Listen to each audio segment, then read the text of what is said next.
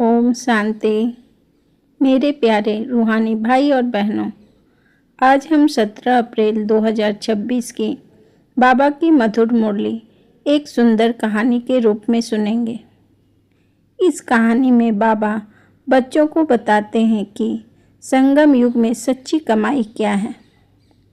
तो आइए सुनते हैं सच्ची कमाई का रहस्य।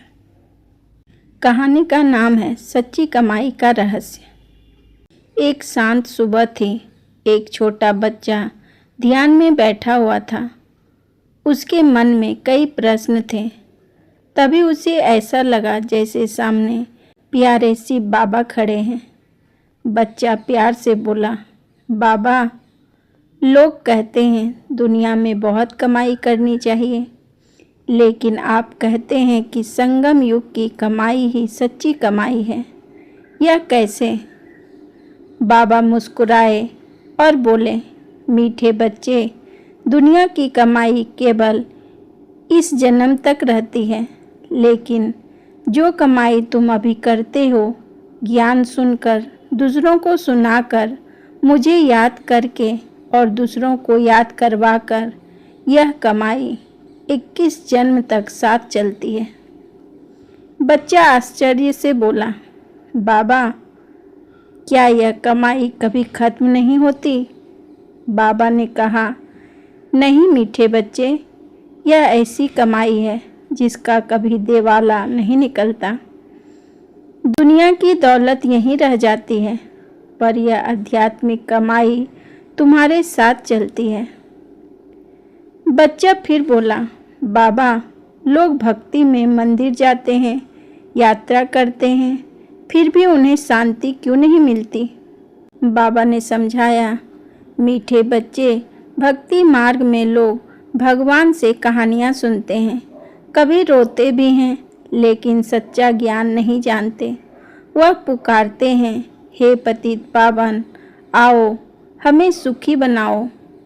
अब वही पतित पावन बाप सामने आकर तुम बच्चों को सच्चा ज्ञान दे रहे हैं। बच्चे ने पूछा, बाबा, हम पवित्र कैसे बन सकते हैं?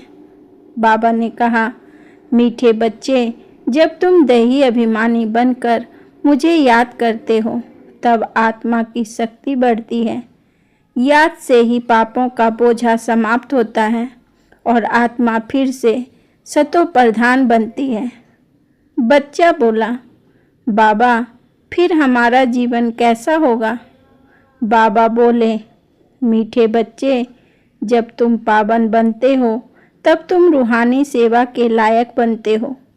फिर तुम केवल खुद ही नहीं बदलते, बल्कि और आत्माओं को भी रूहानी यात्रा सिखलाते हो। बच्चा बहुत खुश हुआ।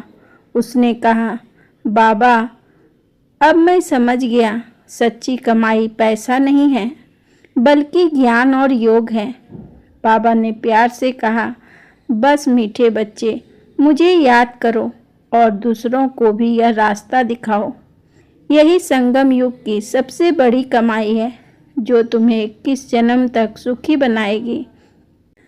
बच्चा खुशी खुशी बोला, ओम शांति बाबा, अब मैं हमेशा आपको याद करूँगा।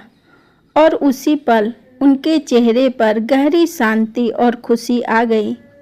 यही आज की मुरली का सार है। सच्ची कमाई ज्ञान और योग की है।